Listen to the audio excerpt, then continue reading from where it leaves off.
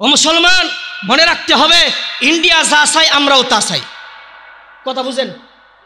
India চায় আমাদের বাংলাদেশে হিন্দুত্ববাদী রাজত্ব কায়েম করতে, কিন্তু আমরা মুসলমানরা চাই হিন্দুস্তানে কালিমার পতাকা উড়াতে। কারণ নবীজি সাল্লাল্লাহু আলাইহি সাল্লাম গাজওয়াতুল হিন্দের ডাক দিয়ে গেছেন 1450 বছর আগে। কথা কন না কেন? কাজে আজকে আমার এক মুসলমান ভাইকে শহীদ করে দেওয়া হবে, হত্যা করে দেওয়া হবে। আমরা যেমন ধৈর্য দেখিয়েছি, বর্তমান উপদেষ্টাদেরকে বলবো দালালি বাদ দিয়ে, ষড়যন্ত্র বাদ দিয়ে আর হিন্দুত্ববাদী উগ্রদের সাথে হাত না মিলিয়ে ইমানদারদের ব্যথা বোঝার চেষ্টা করুন।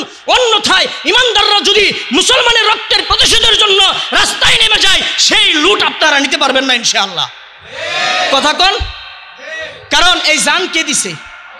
হায়াত কে দিছে? অর্থ কে দিছে? আজকে যদি মারা যায় আর আমার এক মুসলমান ভাইকে শহীদ করে দিল, এর প্রতিবাদ অন্তত তোমাকে মুখ দিয়ে যদি না জানায়, আল্লাহ যদি জিজ্ঞেস করে কোনো জবাব আছে?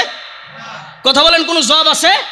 কোনো জবাব নাই। এই জন্য মুসলমান যেমন দোয়া করতে হবে, তেমন আমরা প্রত্যেকের জায়গা থেকে প্রতিবাদ জানাতে হবে ইনশাআল্লাহ। ঠিক আছে তো ইনশাআল্লাহ? আল্লাহ তাআলা সবাইকে ঈমান নিয়ে কবরে যাওয়ার তৌফিক দান করুক, বেশি থেকে বেশি আল্লাহর রাস্তায় খরচ করার তৌফিক দান করুক।